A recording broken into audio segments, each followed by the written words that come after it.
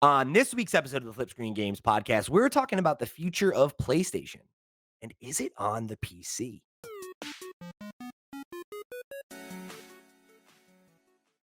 What's up, Internet? You're tuning in episode 124 of the FlipScreen Games podcast, a weekly video game podcast where two best buds from different nations come together to discuss the wide, wide world of video games. I'm your host, Pete and Bessie, joined as always by my very good friend and co-host, Mr. Steven Radford. Hello, hello. Hello, Steve. I can barely contain myself. I'm stumbling over my words because I'm so excited to be back here with you again. Yeah, you're so excited to talk about the future of PlayStation again, because we all know you're a big Sony pony. That's sort of Big Sony pony. Look, yeah. I bleed blue, baby. My hair's blue. The lights are blue. Come on, baby. You know. Yeah, I host a Nintendo podcast, but but I'm a fanboy. I do wonder, like, which console. I'd love to do that, right? Like, people should write in which console does each of us, every single person in the kind of flip screen cohort, where do they align? Oh, Like, like which ones are what's we Max stands more? for? Like which Yeah. one? Yeah. I don't know. It's so funny because I feel like everyone thinks I think if you ask different people, you would get different answers for me, right? Like I know like you said, right? Like people always joke about me being like a Sony fanboy, but it's like Hmm. on my old podcast, I used to get my friends. I used to joke that I was the Nintendo fanboy, and it's like, oh, you're always fucking, gassing up Nintendo and making excuses for their bad decisions, and it's like, it's like I can't win. It's like I like them all, man. What do you want me to do? I play on Xbox all the time. I was playing an Xbox Yeah, last week. yeah. I just like video games, gang. That's what we're here to talk about. But like Me you said, too. we are here to talk about the future of PlayStation on this show. And I think for you it's a big one because it's something you've been shouting from the rooftops for years now, that the future of PlayStation is on PC. Yeah, You I think mean, it about just that? makes sense, right? Like you get a two-for-one deal. It's like you sell your boxes that you're not really making much money on anyway, and you can also sell your games to another audience. So this is info from an interview that the Sony CEO Kenichiro Yoshida did 2 months ago, and no one noticed. It like flew under the radar with some random investment Yeah. management bank. It was Um, Norge's Bank Investment Management, and Insider Gaming unearthed this interview and wrote about it. And it's like, cool. There's a whole new little tidbit. And I do wonder how much of this may change with the new CEO that's going to be taken over from Jim Ryan, whoever his successor may end up being. Sure. But for at least for the moment, though, they seem to have a kind of clear set goal in mind as to where they're going to be. And this is Sony as a whole, right? It's not just Sony Interactive Entertainment. It's not the CEO of PlayStation. This is the CEO of the parent corporation. Right, right. And he was talking a little bit about his view of what the future of gaming is and what that looks like for PlayStation, kind of both in the near term and then, looking towards the future. And he said it will be ubiquitous. Wherever there is computing, users will be able to play their favorite games seamlessly. While PlayStation will remain our core product, we will expand our gaming experiences to PC, mobile, and cloud. And then of course, that I think is not it's not different than what we've heard in the past, right? Like we know that that's been something that they've been talking about, that they've wanted to double down on these other platforms, that they want to be able to kind of look for opportunities for monetization beyond the box, Hmm. right? And we've seen some successful experimentation with Steam releases. You and I have talked in the last couple weeks and months about how, their efforts on mobile have not been quite as successful, right? But the idea of a cloud play and maybe, taking advantage of some of what Microsoft has done, of like using the cloud to deliver games like, your core titles like The Last of Us or whatever, maybe to folks on tablet or on a TV eventually or something like that. I think is something that, could also technically kind of fall under that mobile play, and not talking about specific software, or maybe that is the plan, right? And that like there are still plans for them to continue to try to double down on mobile. Um, but I guess we'll see, right? Like there's been a lot of talk there, but not a lot of result on that side of things. But on the PC side of things, obviously that's been a really vibrant business for them, right? They've released what now? And here I'll pull up the full list, but I mean I believe it's 4 or 5 games on Steam that have all been pretty successful. No, it's more than that, right? We've had 2 Spider-Man games, The Last of Us, Uncharted, God of War. We've had Horizon. We've got Horizon 2 on the way. And then Days We Gone. also had we had Days Gone. We've also had Ratchet and Clank. So they've Oh, released a I forgot fair about chunk Ratchet and of Clank. games. Yeah, yeah, Yeah, yeah, yeah. So they've so released a how many fair games chunk is of that then? games. Is that 7 It's or 8? 8, 8. Okay. And then we've also, seemingly got, other ones on the way. Like, we do know that Horizon Forbidden West is coming. That got announced at CES. And I'd imagine we'll see some more announcements throughout the year from them. I think it's interesting though, because this quote that he said, right, that they're going to expand their gaming experiences to PC, mobile, and cloud, and they want people to play their favorite game seamlessly. It really does feel like something that Phil Spencer would have said a year or two ago. It does. Yeah. That's like, I It sounds just want, so akin to the Xbox strategy, right? yeah, it's like Wherever it'll be wherever you ubiquitous. are, you Wherever you play. go, you have the Hmm. library. Totally. And it kind of feels like, I don't know, they've been checking out the other guy's homework, and they're like, "Hey, that seems to be working pretty well for them. Let's have a look at that strategy." Because clearly the live service game strategy has not worked out well for them, and maybe this is a time to pivot. I mean, Phil Spencer said that most people just wanna find a great game, they wanna play it where they wanna play it, they don't really care, and I kind of feel like PlayStation has maybe seen the writing on the wall that they need to become a little bit of a platform themselves. They've definitely got into that with cloud gaming last year, but it seems like maybe they're going to be pushing more into that. We also forgot Sackboy's Big Adventure is on PC as Oh, well now, right? Sackboy, yeah, Yeah. yeah. Yeah. So you got lots of options there. Um, Isn't that, yeah. and Gran Turismo? Isn't that coming? Or Oh, is that right. out? Yeah. Yeah. Yeah. I think you're right. Oh no, And then that's there's on this list here. That's on this list here. You got from 4chan. Oh, that's from the next one. Okay, all right. So Yeah, yes, yeah. let's jump into that, right? So there's a rumor, and anytime we talk about a rumor, take rumors with grains of salt, right? Until it comes from an official source or from a well vetted source. You want to not uh, uh, you know, um, put too much stock in any of this kind of stuff. But there is a rumor that has been making the rounds this week. It originated from a post on 4chan where somebody who I'll read their post. Right? They said Nixie's employee here. I know of some Sony games coming to PC this year. The Last of Us Part 2, God of War Ragnarok, Demon Souls, Ghost of Tsushima, Gran Turismo 7, all slated for this year. Demon Souls and Ghost of Tsushima have been taking so long because it's the dev's first time making PC ports. So that seems to imply that similar to what we saw with The Last of Us, that it would maybe be like Sucker Punch And and Iron Galaxy or Sucker Punch or and Blue Nixie's Point. helping out. Yeah. Yeah, yeah, yeah, right. My guess is Nixies are probably gonna take over them as right the projects moving forwards now. They've obviously done such a good job on the Insomniac games. We've seen that. They've come out and every single one of those has been solid. Uh, Speaking I've of that, I was just saying, I've just looked up the list, right? Remember the NVIDIA leak, which everything on that's come true? yeah, I was gonna So say all of these games were on that leak. they were. There's 3 games on the leak that are missing. Demon's Souls, Ghost of Tsushima, and Gran Turismo 7 are the only 3 that were on that leak that are yet to be released. So, yeah, maybe there is some kind of smoke here. Maybe. And then the kind of the end of the comment is Spider-Man 2 will come early 2025. Sony is also discussing porting earlier games, e.g. Infamous Second Son, to PC as well.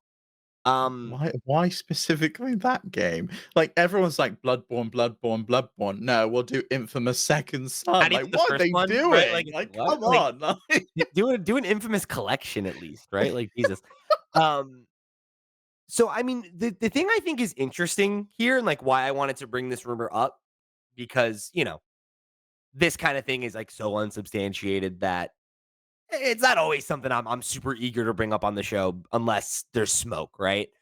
I think what's interesting here is that we've talked about this on the show. You've brought this up specifically a few times of like, what's going on with PlayStation this year, right? Like this past year, right? 2023, they had Final Fantasy 16, obviously, which was a big third party exclusive that they were able to kind of hang their hat on. They had, PSVR 2 release that obviously was not good. A Um, disaster. and that had, Call of the Mountain there. There was the big DLC for Horizon, and then Spider-Man, right? So it's like, you know, I it feels weird to call it a soft year when they released hardware, but, like, it was not successful, so I think It it was hardware that no one really wanted, you know? yeah, and that they didn't even really seem to believe in, right? So optically, I think that it leads to that feeling of, like, kind of a soft year. Um, and then, you brought up the point of, like, for right now, what do we know that's coming from them, right? Like, what is the big exclusive on the horizon from them this year, that is confirmed, right? Like, we have, the leaks from Insomniac pointing to the idea that maybe there's a Venom game that comes out this year that serves as like a, kind of like a point 0.5 sequel to Spider-Man 2. If that comes across the bow, then that's a good release. But even so, that's one thing, right? Like, what else is on that list for this year, right? I don't. Am I forgetting something? Is there a title you can think of that we're not mentioning? Oh, Helldivers 2, Helldivers that's the 2, only other one, right? Yeah, Helldivers 2, right? that's And the that only other and one. and interestingly enough, that is also coming out on PC day and date, right? Yeah. So Well, it's also not a first party studio. It's, it's published by them, but it's it made is by a Arrowhead. PlayStation Studios game, but it's not a Sony owned studio, right? Mhm. So it's like it's Um, sort of second party in that regard, right? This again yeah. was on the GeForce Now leak in 2021, so it's another one that's come true. Oh, and they've officially announced it too, right? Like, so Mhm. that's we know that one's coming. So it's like, but with that in mind, that's what, 2 games, and neither of those are like the big AAA release game. They're like, cool, mid, double A type multiplayer game, and then one of the reduced cost, reduced hour sequel titles, right? And it's like not, I mean, I'm a Spider-Man guy. I'm excited Well, for one of them we don't like even know if it's true. It might come out. It might be pushed into 2025. It might have been scrapped, right, right? right, Like that could be an absolute nothing burger that was totally, in the leak, and everything else that the plans have changed. Like they're not doing a live service Spider-Man game anymore, seemingly, but that was on the cards. That's probably not going to happen anymore. Everything that was in that Insomniac leak kind of needs to be taken with a massive grain of salt. And yeah.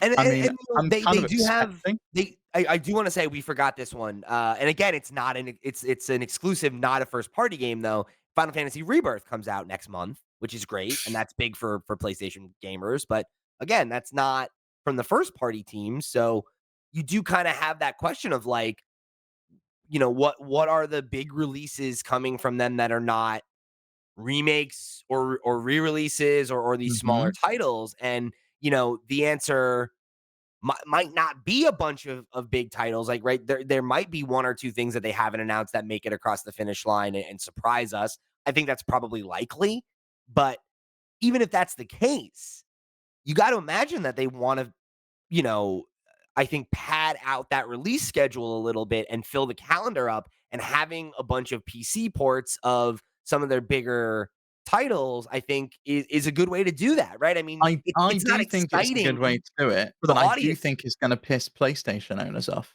I I think agree. they're gonna look and they're gonna go, "Why the hell are you just releasing all these games again and again and again over on PC, while you make nothing for us?" And I kind of feel like Xbox's strategy to come out in January, early in the year, lay their cards on the table. These are the big games we've got coming for you this year. Get excited for them because they look fucking great. Yeah. And obviously, you spoke about that last week with Max. Indiana Jones looks phenomenal. Avowed looks great. Those games are going to really hit. So we know that Hellblade 2 is going to be phenomenal. It's going to be really well received. I mean, that's the thing though, right? Is like, maybe Sony knows that, and that they know that they don't have the big releases ready this year to really compete like that. And it's like, hey, let's batten down the hatches, like own the fact that we're number one and that we have third party stuff to put out, and that the third party games that are not exclusive, a lot of people are going to play here anyway because they own a PlayStation and they don't play on Xbox, and it doesn't really matter like that. Because, like, think about it, that happened with the PS4. There was that couple years where it was like, PlayStation isn't putting out any big games at holiday time. They're not doing this. They're not But doing that. Xbox And they wasn't either, relied really. Like, the no. Xbox had nothing for centuries, it felt And like. don't get me wrong. I think them doing that is not good. I think them sitting on their laurels and being like, "Hey, we're in first. Oh well." Like, let's see what, that's how Xbox is going to gain ground back. And I think that they do that at their own peril, right? To allow them to do that. But, you know, um, if that is what it is what it is. And I mean, you look at the last couple of years, right? And like pound for pound, even when Xbox has had the number of releases to go up to match PlayStation, they haven't done as well, right? Like last year, they had more to release than they did, and we thought that they were going to have a couple big hits on their hands, and they didn't. They had one big game, and it underperformed, and Spider-Man did really well, right? Like, I mean, Mhm. obviously, it wasn't, it didn't set the world on fire critically, I think, in a really competitive year, but I think most people walked away from it thinking like, cool, it was more of something that we already liked and it sold well and it was better than the first one. And it's like, that's the bar that needed to hit. And it's like what, Xbox didn't have it this year. They didn't have it with Halo. They didn't have it with, some of these other big releases that were supposed to be the games that came and hit, and they came late and they underperformed. And like this year, right? I think I said this with Max last week. I think this year is potentially where you see that tide turn. I bet on that for our predictions this year, right? Is that like this will be the year where you can definitively point and be like, Xbox had a better year than Mhm. PlayStation. I did No too. question. I think I said that there's gonna be an Xbox Studios game, or Xbox exclusive nominated For for the game of the Game year. Awards for the first time, Yeah, I and think you're and I right. really do think so, like, looking at the games that they showed off last week, it's phenomenal. I think it really kind of there's a question here from my dad, Andy Rads, and he said, "Seeing that there's some backlash over The Last of Us 2 remastered, have gamers become cynical and or fed up of remasters of recent games? And are they really necessary?"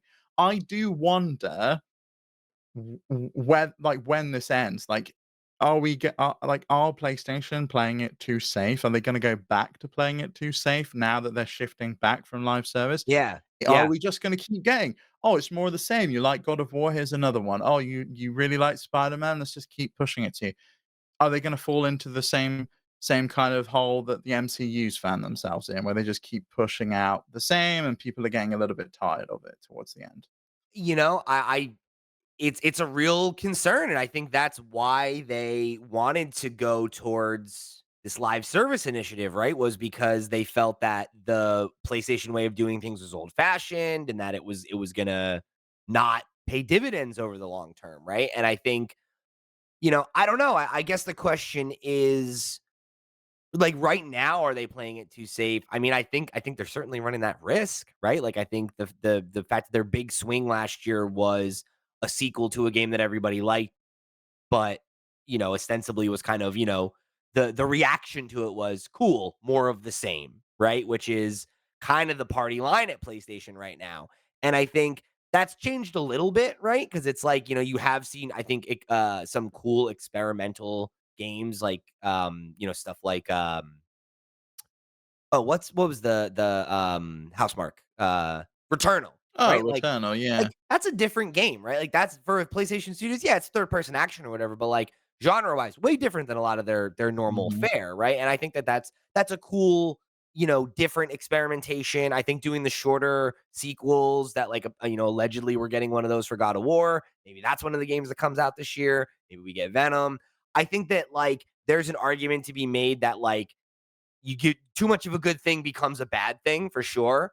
But like, I think to answer your dad's question, right? Of like, are gamers sick of this? Have they become cynical? I think you have a vocal minority issue with some of this stuff where like us, right? Like the dial in people that watch PlayStation presentations and listen to podcasts about video games and are talking to people on the internet about video games every day, and that like consuming and keeping up with the news of the industry is like part of your lifestyle, then you as a person are always going to be more dialed into the negative reaction to stuff, the cynicism around things like mhm, this, the negativity.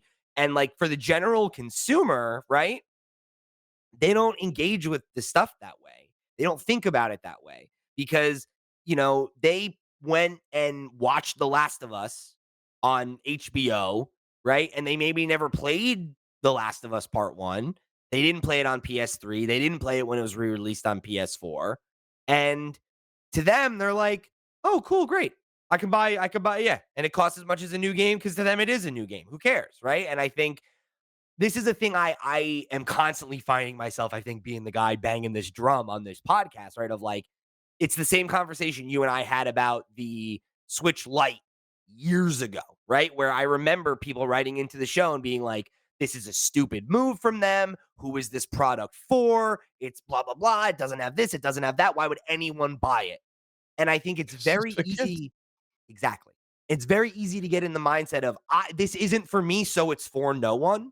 And I think there are a lot of consumers that are not as dialed in about whether or not this is a good deal for them. And that, like, yeah, they could buy The Last of Us Part 2 on PS4 for less money and get an upgrade that gives you basically the same performance as the version you're about to spend $70 on. But like, do they know that? Do they care about that? Probably not, right? Like, they are going to open their PlayStation and see The Last of Us Part 2 after they played The Last of Us Part 1 last year and be like, awesome.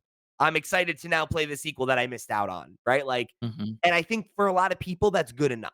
And, you know, to take it to your back to the question, right? Like, I think there is a segment of gamers that is always predisposed to be more sensitive about this kind of behavior and things that we perceive as like taking advantage of us or not being a good deal or whatever, because we're out here in the trenches. Like, I bought this game twice. I don't want, or like I bought Last of Us how many years ago, and it's like, this is not a worthwhile upgrade for me. So why would I spend money on it?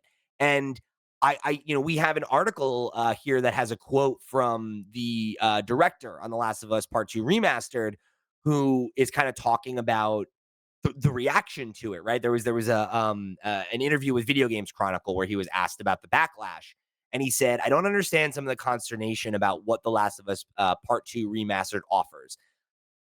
I believe that it is the best way to play The Last of Us Part 2 if you're a new PlayStation owner and new to the franchise." Right? And I Which I I'm think I'm sure that's true though, that's but the answer. I it is, but I think the name I just think it's the name, right? People have become Yeah. accustomed to what a remaster is. It's got better visuals, maybe there's a minor tweak to the play style, quality of life improvements. This offers none of that. It's added additional content, and they already had a name for that at PlayStation, and it was the Director's Cut. They introduced it with Death Stranding. They did the Death Stranding Director's Cut. There was a £10 upgrade fee. That to me feels like this would have been a better name for it. The Last of Us Part 2, Director's Cut. We've added in the lost levels. You can, now have Gustavo playing on the guitar or whatever else they've added in, Yeah. right? That seems like a better moniker. And I think it removes confusion because there's so much confusion about what a remaster is, what a remake is I part think one remaster, I think was a this is whole named remake. I think this is named as such because of the other one, right? Like, I think that it's to signify to the general consumer that that was part 1, this is part 2. You played part 1 remastered, here's part 2 remastered. If you But played the other that, one this is is the just thing called that you're part supposed to one. play next. It's What's called The that? Last of Us Part One. It's just It's called not Part called One. There's no remastered? remaster. No, the one on PS4 is called The Last of Us Oh, Remastered. The PS5 version is just called The Last of Us Part One. So apologies. That's interesting. it's kind of weird. Like it That's just made it more confusing. Yeah, yeah, yeah, it's totally. just really confusing. The only reason this game exists is because they wanted a box version on the shelf or on the store that says PS5 on it instead of PS4, so it's an actual Yeah, PS5 game yeah, instead, absolutely. and that's fine. That's absolutely fine, but I really And you do have to think it's remember just the rename, the you also have branding. to remember they were already going to remake the game for PC, so, like, why not Well, we double don't dip? know that yet, Pete. It's not been announced, but yeah, it's gonna Come happen, on. right? Come on, it's coming. Yeah. I'll probably play it again on PC because I finished The Last of Us Part 1 on PC, not long ago, and man, that is so good on handheld. I I love really it. want to replay both of them on PC, yeah. Sarah really wanted to grab, part 1 when it came out on Steam Deck, or on Steam, right? She wanted to get it on Steam Deck, but obviously it was a nightmare, so she didn't. But I was really wanted to buy a copy and watch her play through it because 'cause she'd never played it, and we watched the show Mhm. together, and she got super into it and, wanted to double back, but Yeah, I've got Left Behind to do, and I love that. That's probably my favorite thing short that too, right? Naughty That's Dog's a ever made. Like, I love Left Behind. So, yeah, I'm looking forward fantastic. to playing that, but bringing it back to the question, I do think remasters play a part, and I do think they're necessary, and I do think last year was evidence of that with I guess more remakes than remasters, but we did have Metroid Prime remastered, right? It's a phenomenal version of the game. It is the very best way to play it. If you're new to the franchise, new to the game, or you want to play your favorite old game on the latest hardware, that's great. Like it's an improvement on it. I don't mind that. I look at it the way I look at movies, right? How many times have I bought The Matrix on DVD, then on Blu-ray, then on 4K UHD, and Yeah. every single time it looks slightly better, but every single time I enjoy it a little bit more, and I'm like, "Oh, I remember how much I loved this film." We're going to talk a little bit more about the future of PlayStation in just a second. But before we do that, let me remind you that this episode of the FlipScreen Games podcast is brought to you by our Patreon producers for the month of January. They are, of course, Arnold J. Rimmer, Christopher Valenz, Earth Visitor, Gabriel Hasselmeyer, aka Sobe, Snackago, Steve Stompy, Susan Loves Cats, and also Boobies, Ty the Dude, and Waka Hula. Thank you all so much for your support over on patreon.com/FlipScreenGames. You all the reals to the real, and we greatly appreciate your support of this and all of our sister shows. If you want to check out some of those sister shows, if you want to get involved in the community or get your thoughts right in the air, you can do all that and much more over on our website, flipscreen.games. If you want to go above and beyond, just like those fine folks did, head over to patreon.com/flipscreengames, where you can get a bunch of cool perks and goodies, including early access to the show. But let's get back to the show. Totally. I think when it comes to this, for me, it's like it comes back to my point before about you, like, you as a consumer recognizing that every product is not made for you, and that the market has clearly deemed that remakes are necessary, because I think it's a win-win for consumers and companies if you think about it in a vacuum, right? Not for you as an individual, because I definitely see the argument that our community made, right? That like this boxed copy of Last of Us Part 2 remastered is not enough of an upgrade to warrant being a full priced game if you bought the original game. I agree with that. But they are doing And a £10 upgrade fee or $10 upgrade fee if you do have the original game, by the way. so there you So go. they're doing the same deal they did with the director's cut of Death Stranding. So to me, that seems par for the course, right? For like that's consistent with what they've already established. If you don't think that that's worthwhile, you shouldn't have to spend that money. I think that's a reasonable opinion to have. Um, and you don't have to, right? Like you can still play your boxed copy of Last of Us Part 2 that will work perfectly well on your PS5 without all these bells and whistles. Mhm. Um, and that's cool, right? But for the person that maybe didn't own a PS4, right, and doesn't have a copy and wants to get it new, or when it comes to PC or whatever, like this product exists for them. And I think for Sony, right, like it's a thing that they can invest a pretty small amount of money getting made.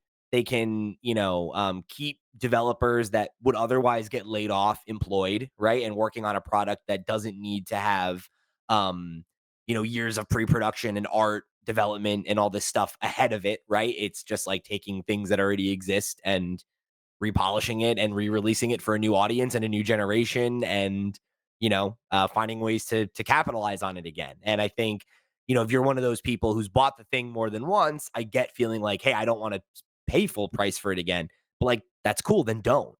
It's like that is your uh if you feel like this is not a product worth spending money on, then great. Don't buy it. That's cool. You don't have to, right? There's still a lot of ways you can play that game that you already own that will be super satisfactory. And for the folks that, never got the chance, it's like it is a more convenient option for them to get in on something that Sony wants to sell them and that they want to buy. And I get that. It's in the same way that you were talking about how it's a good strategy for them to put out a bunch of these games on PC, and also that will not feel good for the PS5 owners that want new content on PS5. That is, both of those things can be true. It can be a thing Mhm. that feels bad for me and you as consumers that also makes sense for them to do from a business perspective. And, that's not me defending it. That's not me saying that, go rah rah, like they're doing the right thing. It's just like, you got to acknowledge that like they're a business and they're going to make decisions that make money. And as long as people are going to show up and buy these remakes and remasters, people are going to keep making them. And to be fair, for a lot of these games, right? Like we do bang the drum and say that we want them. And then when ones that we feel like maybe are not ready or not worthy or whatever come out, that's when we get upset. So it's like you gotta acknowledge that there is somebody out there who's like, "Oh, I do want a PS5 version of The Last of Us Part 2." And you know how I know that? Because a bunch of people went and bought The Last of Us Part 1, and we all thought that was crazy. But, like, guess what? It sold really well, and it was That a was less successful crazy product. though, right? It This it this was. had a PS5 update, so you could play it at 60 frames per second. It still looked great, Yeah. and there's been comparisons online. Digital Foundry did some comparisons, a bunch of other outlets did comparisons. And the changes are very minuscule in this, like, it I looks agree with slightly you, but I'm not sharp. I'm not paying for it though, right? Like, No, me neither, no. I don't I think that might that pay the upgrade is worth £10 it. though. Like, when I get around to it wanting to play this game again, which I don't know when it'll be. Maybe when the That next would be so season of The crazy though. Last of Us comes out. We both know you're gonna play most of it on Steam Deck anyway, so you can't use the haptics, which is what you're paying for.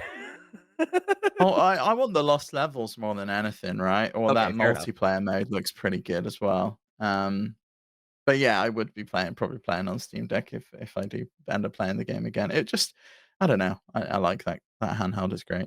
I feel like this is one of those situations where if you're one of the people who, like, wants this extra content, but you just think it's too much, it's like, just hold out for a sale, you know? Like, it'll get knocked down to $10 Or at some go point. buy a used copy of the PS4 version if you've got a physical or disc PlayStation. Pop it in, pay the £10 fee if you want that new content. Yeah, I hear you. I mean, yeah, it works out cheaper. That's what I did with Spider-Man. That's I wanted to play Spider-Man, so I got a used copy of Miles Morales and paid the upgrade fee to get Spider-Man. Worked out a lot Smart. cheaper. $10, right? Like, Yeah. you get them both. Love it. Awesome. So, let me ask you this before we move on from this question. What do you make? You think this is real? You think we're gonna get multiple big PlayStation games on PC? Is that something that you think is gonna start happening every year? Like God of War Yeah. Ragnarok Yeah, and I Horizon do. are 18 months removed from their release on PlayStation? Like, I think this is would where we're not be going? surprised if we get to day and date. We're getting day and date with Helldivers this year. That's the first time they're dipping their toes in I there. think that's Granted, it's a different because it's different game. multiplayer. Yeah, I it's think multiplayer. It's I'm a with you second with that. party. I think I would not be surprised if moving forward all multiplayer games are day and date on PC because it just makes sense for the health of the game. Man, I don't know, and maybe I'll be eating my words, but like the single player thing feels like just a bridge too far.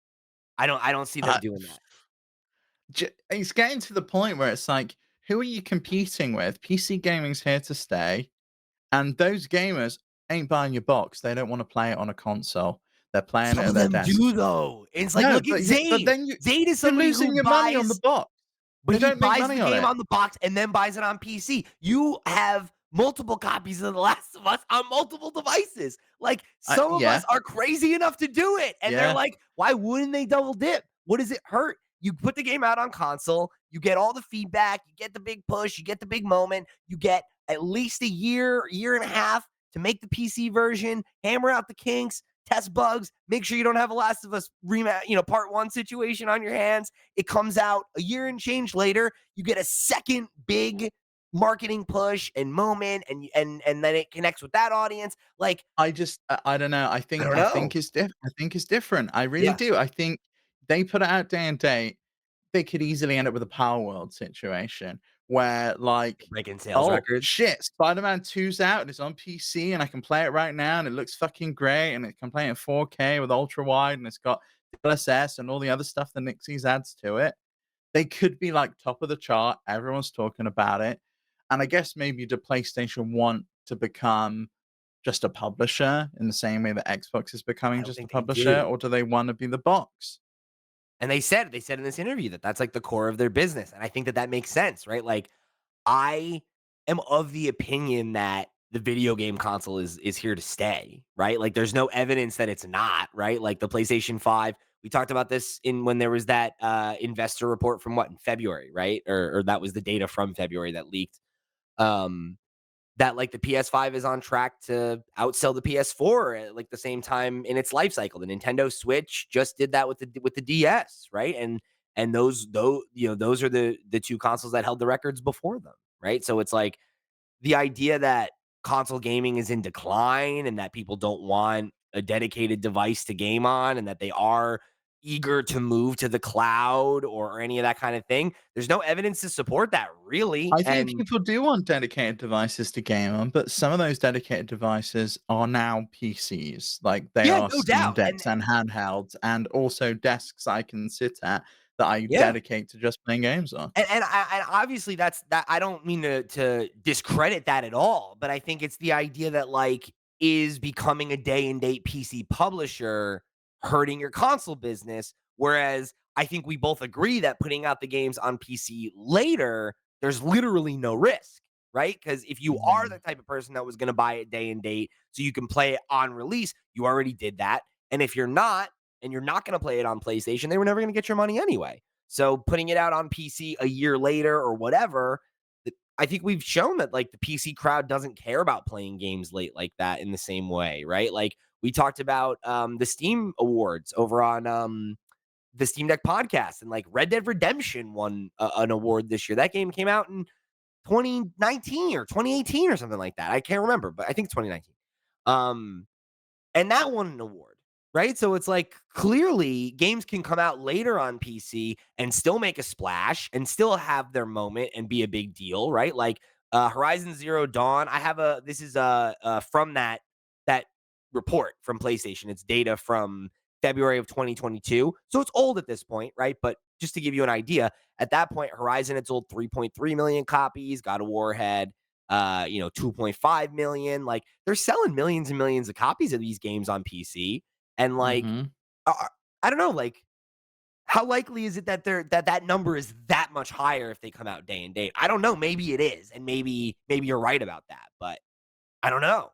Like I I could think you see the can hesitance generate there. a buzz around it, and I wonder if, they dip their toes in with Helldivers, maybe they try with maybe a little bit more of an obscure franchise that they've got. I don't know. Test with like a smaller game, maybe it's Days Gone 2 or something Yeah, that they're working on. And then they go, right, maybe we do try with a bigger title further down the line. But considering how much these games cost to make, and we do know that information now because it was leaked, it's like two it was hundred like a million, right? 200 million. It's like, you're looking at almost a quarter of $1 billion to make one of these games. You got to capitalize on it as much as you can. And I think Right. selling it on PC is inevitable, especially when some of those games that are launching on PS5, the PS5, like Nintendo can do it, right? They've got 100 and some million consoles in the wild. So if 10% of people buy that, that's 300 million, that's 600 million or whatever they've made, and they've made their money back. They've doubled their return at least.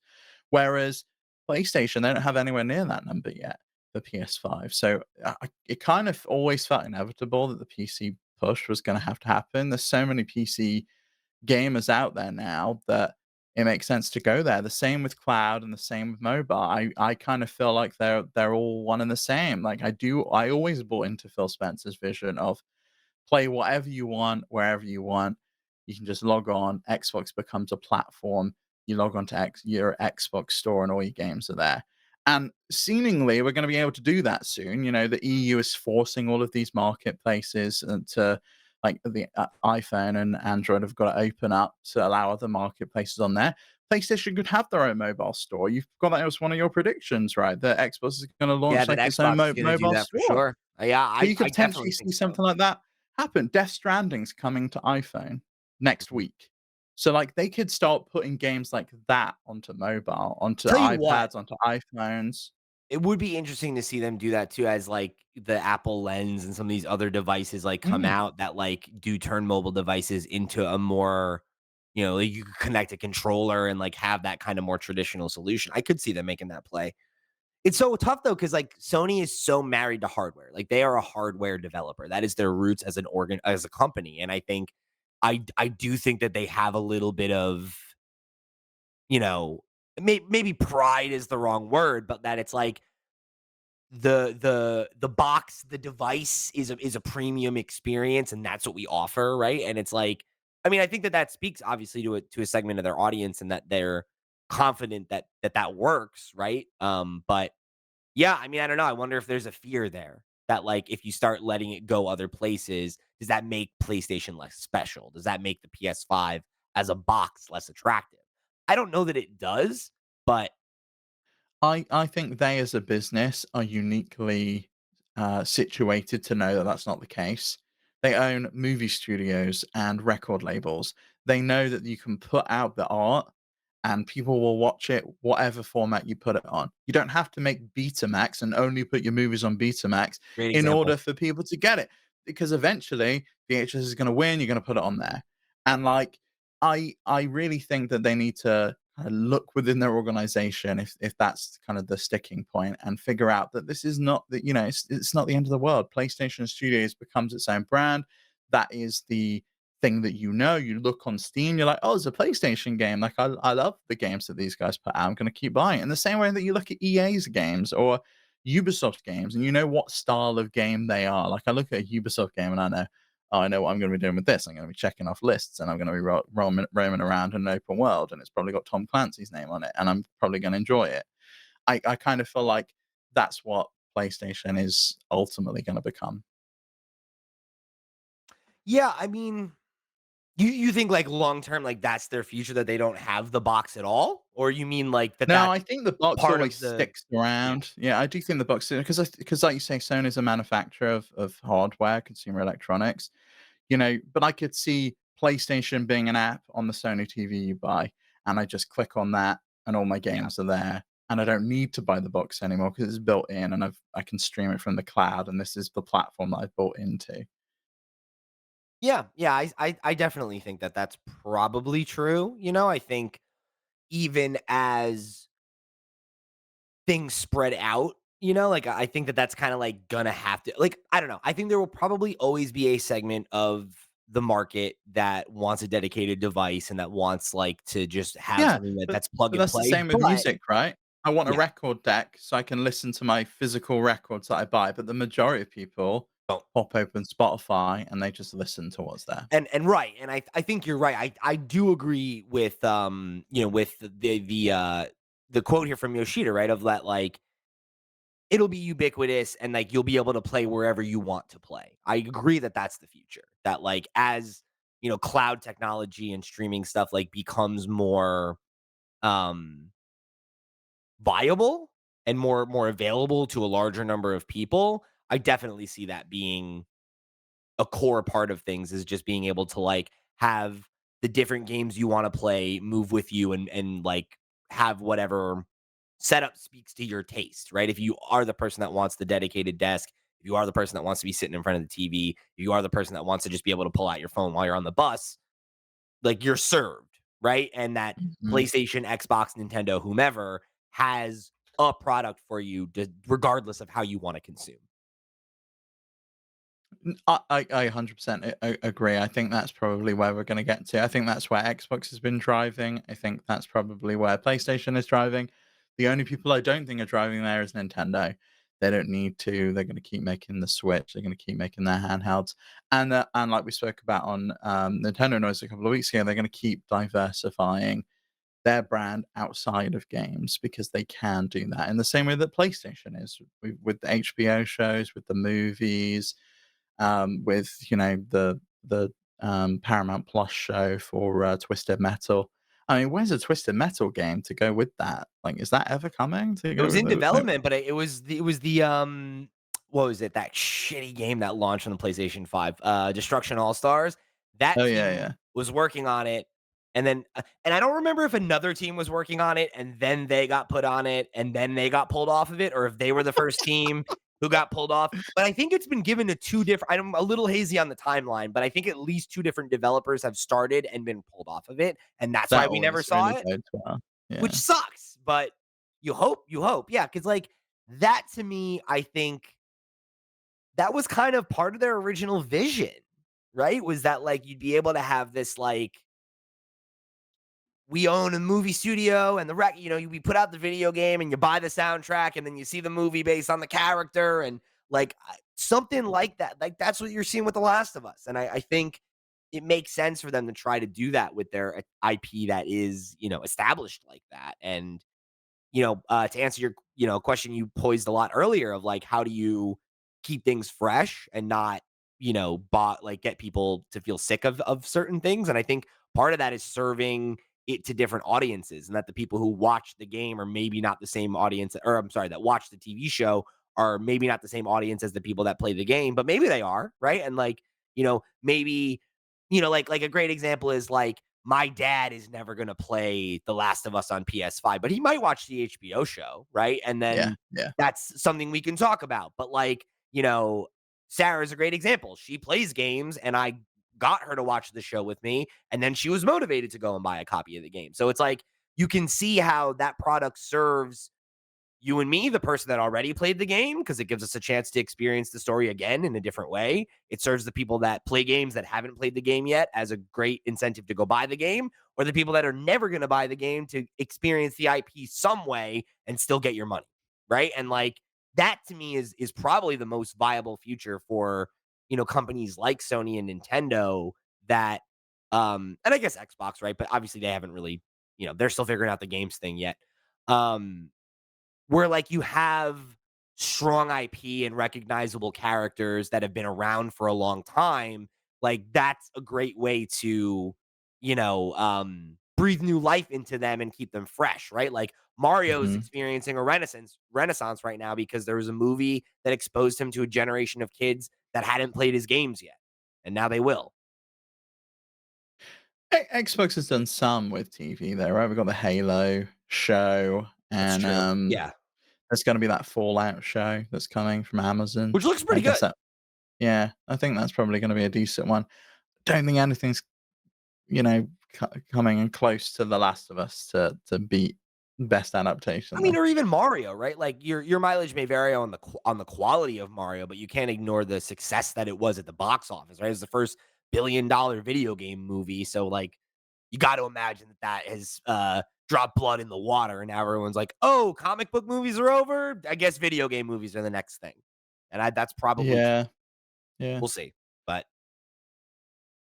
yeah. I mean, I think it's very interesting to see how much their tune has changed in the last couple years, and like how it may continue to change. I cannot wait to see how this tune's gonna change when they get a new CEO. I really can. I am so excited to see what the new strategy is over at PlayStation because, like, man, it's hard to say, right? Because they flourished under Jim Ryan. They had he had a phenomenal launch with the PS5.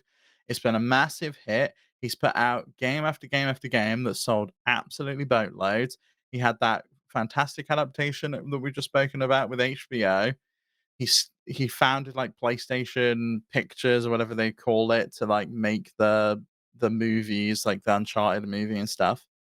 But yet it doesn't feel right. Like it never felt like it really had any kind of vision for the future. It was very much like he's like firefighting and just like on the ground day in, day out, kind of just figuring the shit out as it goes. And his vision was let's do what Bungie did in like 2017. Let's Yeah, but copy also that. like when you start rattling it all off like that, it does feel a little scattershotty, doesn't it? It's like, what's our vision for the future?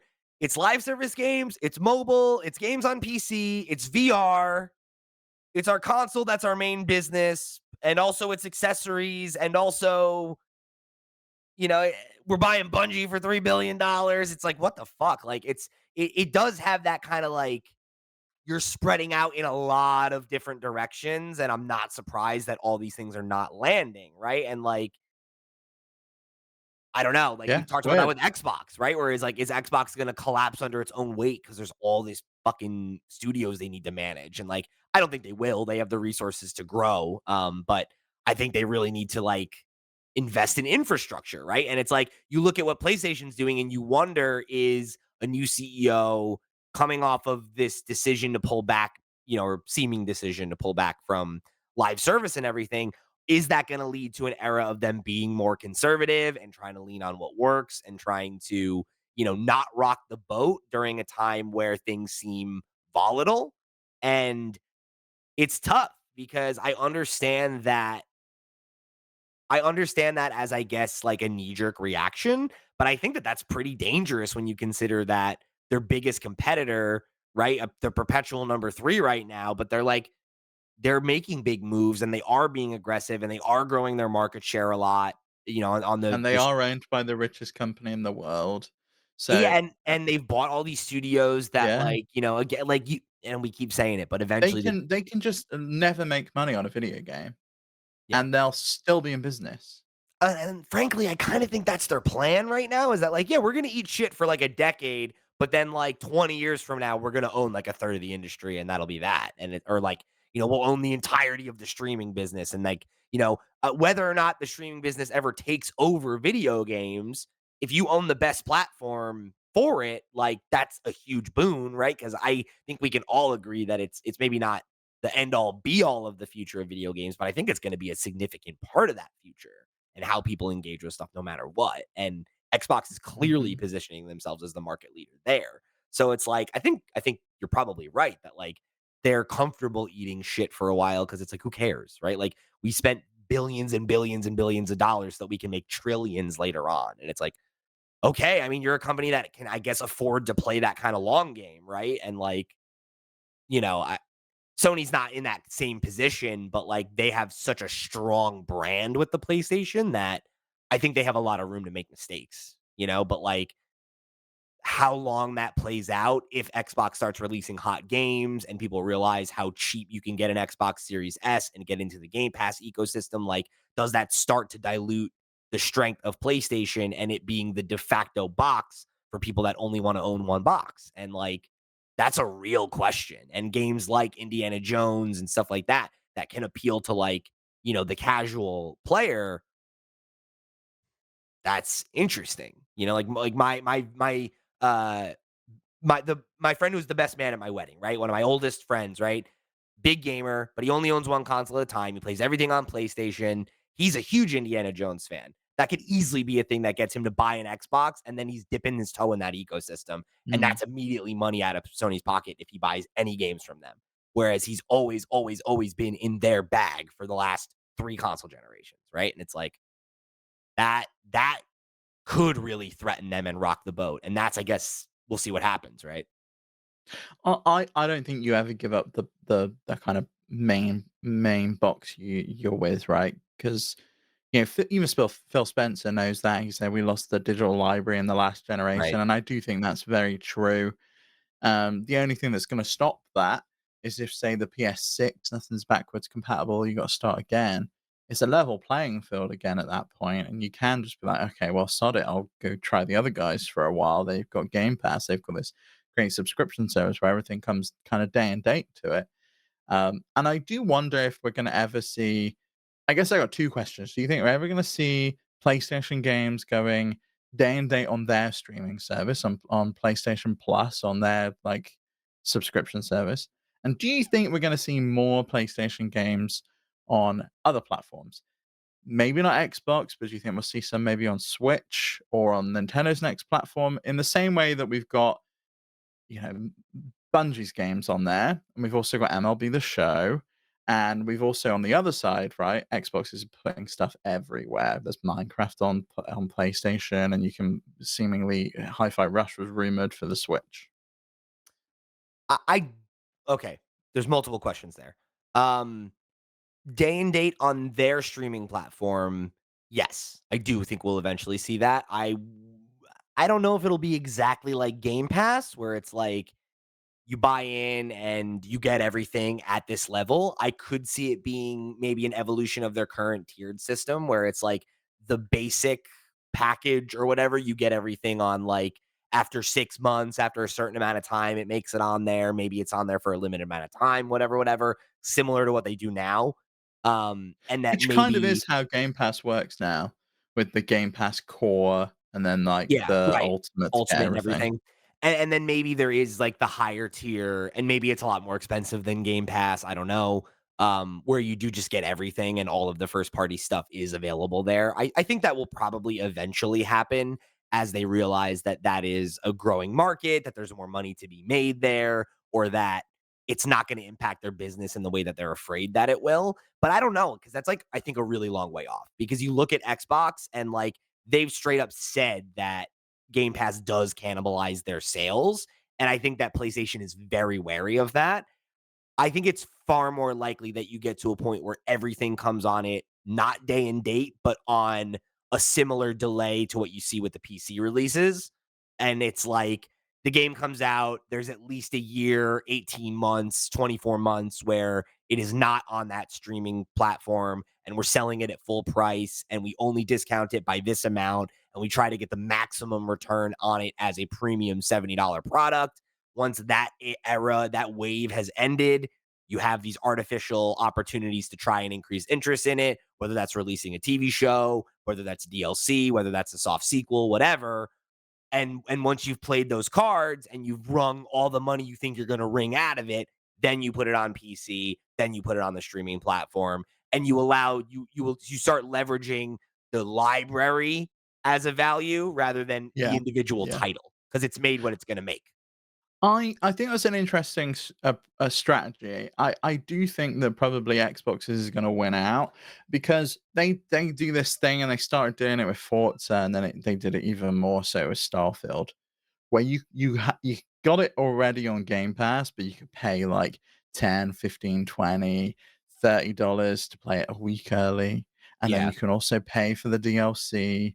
And if there's hype enough around a game, people will pay that. Like you'd have paid $30 to play Spider-Man 2 a week early before anyone I'd have else. thought And it's about it. not I'll really tell you before that. anyone I'd have else. thought about it. $30 maybe not, but like 15, I'd be like, yeah, But you're not probably already you're not paying I kinda see it as I'm not really paying for it because because I already own I'm it I'm on. paying it on Game Yeah, Pass, and I'm just yeah. paying, to get it a week early, and I hear that. That makes sense to me. I think you're I right. think that's what a lot of people think. I think stuff like that is inevitable for them. Yeah, I really do. And then what was the other question? It was, do you On think that other platforms, like no, Xbox, I don't. Switch. No, I don't.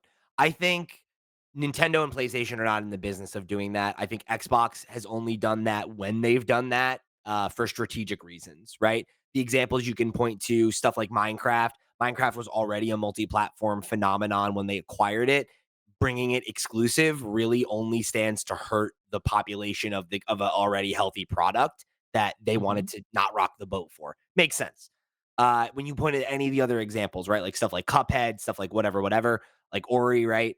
Um, those I think were strategic moves to show like how Xbox is changing, to get attention on Xbox in a Nintendo Direct, to be it's like it's a partnership that was symbiotic for them that like, hey, like we're showing how cool we are compared to Sony and that we play nice and you can play our games everywhere and we let you do cross platform and they won't because they're bullies and like it's an optics thing.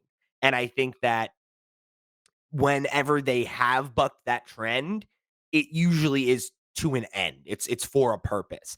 And I don't think that that means that they're going to stop doing that or anything like that. But I also don't think they ever would have started doing that if they were in first place. And they're not. They've been a number 3 for the last 2 console generations, right? There was a moment during the 360 generation where they were top dog, short-lived. And I think that all the decisions they've made between Game Pass, between, pushing cloud streaming, all this stuff is because they needed to pivot and do something else. If the traditional, we just put out boxed games at 60, like if the Xbox 360 era going into the Xbox One, going into the Series X generation, right, had been they were a perpetual number 1 through that whole time, none of that would have ever happened. I don't think. I don't think they would be experimenting and how do we upend the industry. They'd be like, great, the traditional model is working and we're kicking ass. And I think that's why Sony does it. And that's you don't a big multi-million, multi-billion dollar corporation in the case of Microsoft, you don't make radical changes like that because you're doing well. You rock the boat when you need to rock the boat. And I think Some companies do, like, Apple was on top, iPod was doing really great, and they're like, "Let's do a phone." you're right, but it wasn't like, let's stop doing this other thing. It was like, let's Yeah. release a new product and create a new market. And that is different than we're going to take our business model that's currently successful and upend it, right? Which is what you're asking Sony to do by doing what Xbox is doing. And it doesn't make sense for Sony to do it in the same way it made sense for I think Xbox it to do makes it. sense for some things, though. And I know they were talking about Bungie being able to publish things under their label. Never happened. Don't think it ever will at this point. I'd be surprised if Bungie sticks around. But Yeah. something like Helldivers 2, doesn't that like work well multi-platform, play it wherever you want, Yeah. you know, go ahead and put all your live service games everywhere because those kind of games need a rich audience that is going to be dedicated to keep playing it. And I think having it just on a solo platform, maybe a solo platform with PC, and maybe that doesn't matter because you will be seeing this week with Power World, right? It's on Game Pass, but no one's really been playing it there. They've all been buying it on Steam. Like you can download the Game Pass version on PC, but no one has because no one gives a shit about it. They're on the platform that they want. So maybe that doesn't matter if they're on PlayStation. That's the platform that they want. They're going to keep buying it there anyway. I don't know. It's a really tough one. I think it's interesting because, like, I think you can make the argument that, like, having servers on other platforms is not a bad thing, right? Like, period. But, like, there are plenty of examples of games where that's been a thing where it's like, oh, it's on every platform, but like nobody really plays it on this platform, right? Like that was a big reason why cross play became or I'm sorry. Yeah, yeah, like Crossplay, yeah. console playing it, right. Like Yeah. the reason a big part of why that ended up happening was because of that, right? Was because like as those games became more popular and more people wanted to make them, it's like you can't really make a game and support it if it's only on one platform. Like you need as many people to play it as you can, right? That's how you Well, monetize it. Fortnite also bullied them into doing it. They're like, Exactly. "Whoops, this is totally fine. We That's can why, easily do this." right? Because Yeah. it was the biggest game in the world, so of course it did. It's like, yeah, like this directly benefits everybody but you. Like, why won't you get out of the way of this? And it's like, I mean, that's why, right? Like they were forced to change the status quo. They didn't do it because it was they wanted to. And Xbox, right? The reason that Xbox or anyone else got behind a decision like that, if they weren't forced to do it, is to look cool. Is to be like it's the Sega Nintendo thing in the 90s, right? Of like optics of like, oh, they're lame and they won't let you do what you want and we don't Isn't that care. blast processing? Like, And that's Phil's whole thing, where it's like, we kind don't of care red where you blood. play. We just want you to Yeah. we just want everyone to play games. We don't care if you're a PlayStation gamer. We don't care if you're like a Nintendo gamer. We just want you to play video games. And it's like, that's not PlayStation's MO. PlayStation is, we want you to be a PlayStation gamer, buy a fucking PlayStation. Yeah, but, PlayStation's CEO also wasn't online every night playing actual games. I You're think that right. was also You're a right. fundamental flaw. I think that that's true. And whether or not that strategy ends up coming to bite them or not, it's like, I don't know, right? Because Sony at their most bullish, their most you know, like confident is when they made their worst mistakes. So like I don't know that this is like a confidence thing. I think this is like a batten down the hatches kind of thing. And I don't know if that's as problematic for them, because I wonder if they can't weather a good year for Xbox. And then next year they have two or three big games. And it's like all the people that owned a PlayStation played Final Fantasy and they played some third party stuff. And yeah, some cool games came out on Xbox, but some cool games came out on Nintendo and whatever anyway, right? So like, who cares? And Yeah, but that then was a big story though. It was right. It was like the game of the year, Baldur's Gate 3. You can't play on Xbox. Where is it? I PlayStation. do think maybe we'll see that this year with like Power World. It's the biggest meme game ever, and it's like it's on On Xbox. PlayStation. Can't play on PlayStation. Are they gonna change their policy to allow early access games on for the first time? Maybe, We shall see. maybe this will be the thing that forces their hand, right? You never know. But yeah, I think I'm inclined to think that Sony is gonna plant their feet unless they don't have to. That's what they do. Mhm. So I mean, we'll see, right? But like we've been talking a lot about how I think this generation could easily shake up that status quo, but Xbox has to be able to take advantage of the moments where Sony doesn't have an answer to them. And so far, they've not done that. They fumbled the bag at almost every given opportunity.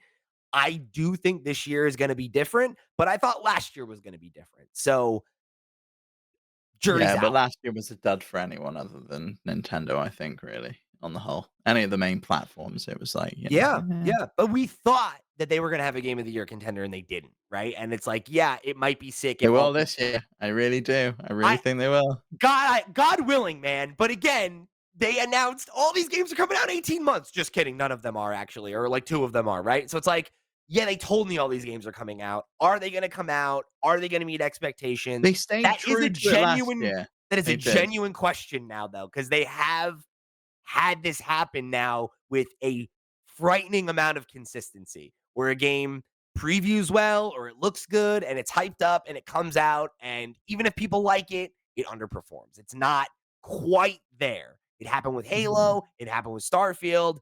It really happened with Redfall. You hope that this is the year that bucks the trend. I think it will be, but is that 1 year enough to make Sony scared enough to start changing the battle plan? I don't really think so. I don't think so. I think Sony is in that slow and steady mindset that you saw from, to take it back to the Nintendo Sega thing that you saw from Nintendo when Sega was on the rise of like, you're going to burn yourself out and we're going to keep doing what we're doing. I don't know that that's going to work for them, but I think that's what they think they're doing. We shall wait and see, I guess. Yeah, We we'll have shall to wait wait and and see. see. So, if you guys want to let us know what you think about the future of PlayStation, is it on PC? Is it on mobile? Is it in the cloud? Or will the box reign supreme? I want to hear from you all. Make sure you write into us. You can find all the ways to do that over on flipscreen.games. You can get involved, get in touch, show your support, however you choose to be a part of the Flipscreen Games community. We thank you for tuning in to another episode of the Flipscreen Games podcast. Head over there, click on some stuff.